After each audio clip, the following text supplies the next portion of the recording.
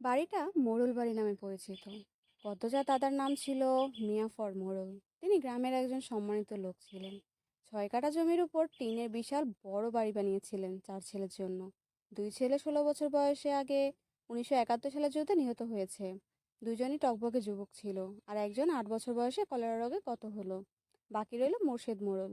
বর্তমানে এই বাড়ি মোর্শেদের অধীনে, যদিও তিনি থাকেন না সবসময়। পুরো বাড়ির চারপাশ জুড়ে গাছগাছালি, বাড়ির পেছনে নদী। রাত 9টা বাজলেই পরিবেশ নিশুতি রাতের রূপ ধারণ করে। রাতের এই নির্জন প্রান্তর ঝিঝি পোকার ডাকে ছেয়ে গেছে। ঝিঝি পোকার সাথে পদ্মজার ভাঙা কান্না মিলেমিশে ভৌতিক পরিবেশ সৃষ্টি করেছে। মনে হচ্ছে কোনো আত্মা তার ইহজীবনের না পাওয়া কোনো বস্তু শোকে এখন মরার সুর ধরেছে। হেমলতা পদ্মজাকে টেনে পাশে বসান।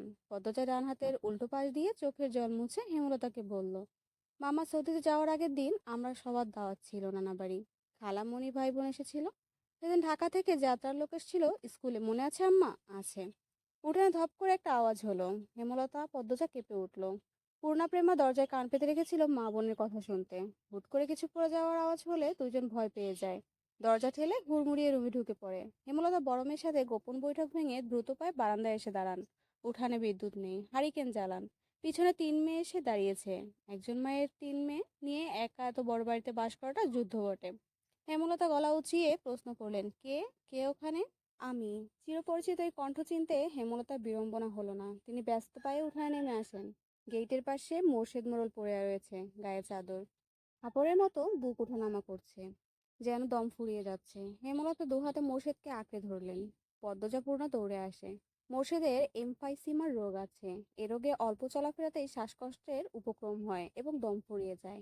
শ্বাস নেবার সময় গলার শিরা ভরে যায়। 3 মামে মোর্শেদকে ধরে রুমে নিয়ে আসে।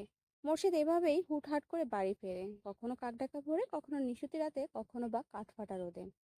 মোর্শেদ মোড়লের এমফাইসিমা রোগটা ধরা পড়ে 7 বছর আগে। মোর্শেদের অ্যাজমা ছিল, আবার ধূমপানে খুবই আসক্ত ছিলেন। ফলে ফুসফুসে এই রোগটি খুব দ্রুত আক্রমণ করে বসে।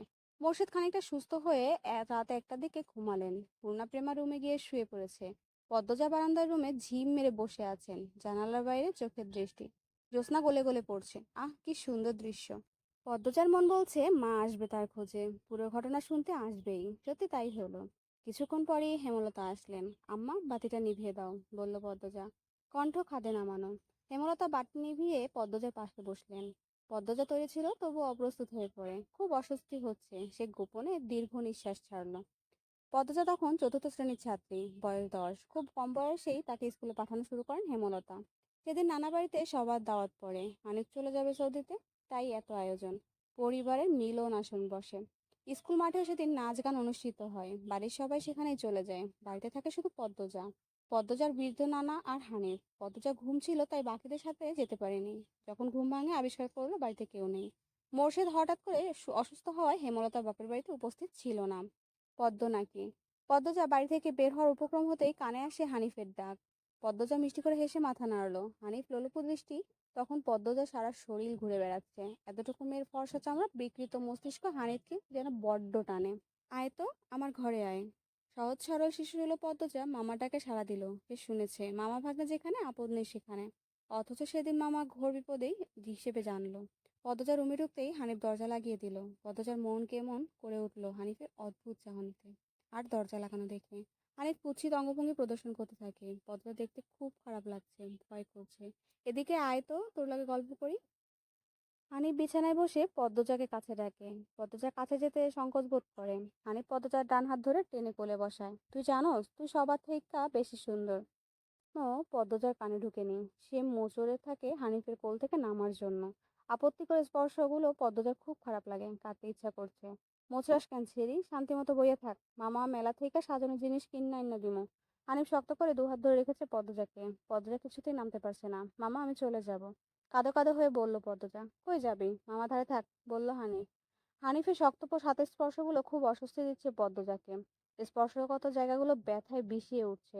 পদ্মজা কেঁদে ওঠে। ভেজা কণ্ঠে বলল, আমি বাড়ি যাব, ব্যথা পাচ্ছি মামা। হানিফ হাতের বাঁধন নরম করে আদুরে গলায় বলল, আচ্ছা, আর ব্যথা দিতাম না, কান্দিস না। পদ্মজা চট করে কোল থেকে নেমে পড়ে। হানিফকে তার আজরাইল মনে হচ্ছে। মায়ের কাছে সে আজরাইলের অনেক গল্প শুনেছে। আজরাইল যখন জান নিতে আসবে তখন শরীর খুব কষ্ট অনুভব হয়। এই মুহূর্তে যেন ঠিক তেমন অনুভূতি হলো। তাহলে হানিফ মামাই আজরাইল?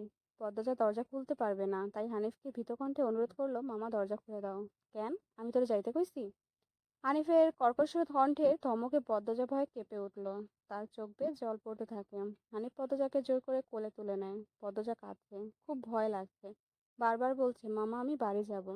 হানিফে তাতে বিন্দুমাত্র ভ্রুক্ষেপ নেই। বাড়িতে কেউ নেই, বৃদ্ধ সৎ বাবা কানে শুনে না। পদ্মজা হানিফকে কিল ঘুষি দিতে থাকে, সেই সাথে জোরে জোরে কান্না শুরু করে। এভাবে কাঁদলে পাশের বাড়ি যে কেউ চলে আসবে। হানিফ রক্ত টকবক করছে উত্তেজনায়। সে দ্রুত ওড়না দিয়ে পদ্মজার মুখ হাত পা বেঁধে ফেলল। পদ্মজার দু চোখের পানি হানিফের চোখে লাগেনি।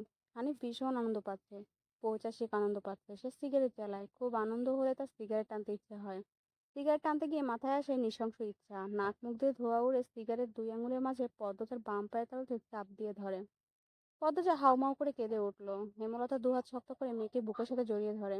পদ্মজা কাঁদতে কাঁদতে বলল, আম্মা, আমার তখন খুব কষ্ট হচ্ছে। আমি তোমাকে খুব ডাকছি আম্মা, তুমি আসোনি। পদ্মজার কথাগুলো হেমলতার বুক রক্তাক্ত করে দেয়। এ যেন 1971 সালে পাকিস্তানিদের নৃশংসতা। নিজের চোখে তিনি দেখছেন পাকিস্তানিদের নিষ্ঠুরতা। হানিফ তার দেখা অত্যাচারী পাকিস্তানিদের মধ্যে কোনো তফাৎ নেই। হেমলতা নির্বাক, নির্বিকার, বাকরুদ্ধ। শুধু অনুভব করছে তার বুকে আদরের পদ্মজা হাউমাউ করে কাঁপছে, সর্বাঙ্গ যেন কাঁপছে। হানিফকে ক্ষতবিক্ষত করে দিতে পারলে হাত নিষ্পিস করছে। সেদিন একটুর জন্য পদ্মজা ধর্ষণ হয়নি। বাড়িতে সবাই ফিরে এসেছিল। পদ্মজা পোড়া স্থানে যন্ত্রণা সহ্য করতে না পেরে অচেতন হয়। বাকিটুকু আর পদ্মজাকে বলতে হয়নি। হেমলতা জানেন পদ্মজার গা কাঁপিয়ে জ্বর আসে, 21 দিন বিছানায় ছিল। ততদিনে হানিফ দেশ ছেড়ে চলে যায়। পদ্মজা ভয়ে লজ্জায় ঘটনাটি কাউকে বলেনি। পায়ের পোড়া দাগ দেখে তখন হেমলতা প্রশ্ন করেছিলেন, পা ওইভাবে পুড়লো কি করে? পদ্মজা সহজভাবে জবাব দিয়েছিল, চুলার কাছে গিয়েছিলাম, চুলার লাকড়ির আগায় পা লেগেছিল। কথাটা পদ্মজা সাজিয়ে রেখেছিল, সাথে অনেক যুক্তি, তাই মিথ্যা বলতে একটুও কাঁপেনি। পুরো ঘটনা পদ্মজার বুকে তাজা হয়ে আছে। এই 6 বছর বয়সে লুকিয়ে কতবার কেঁদেছে সে। সবসময় চুপ করে কোথাও বসে থেকেছে।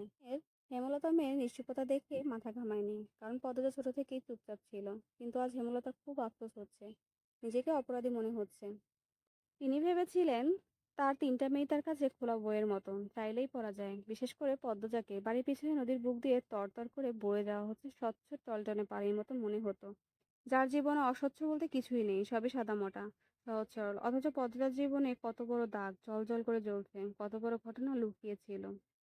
মেয়েরা কথা লুকিয়ে রাখার সীমাহীন ক্ষমতা নিয়ে জন্মায়। পদ্মজা বাপা বিছানায় তুলল।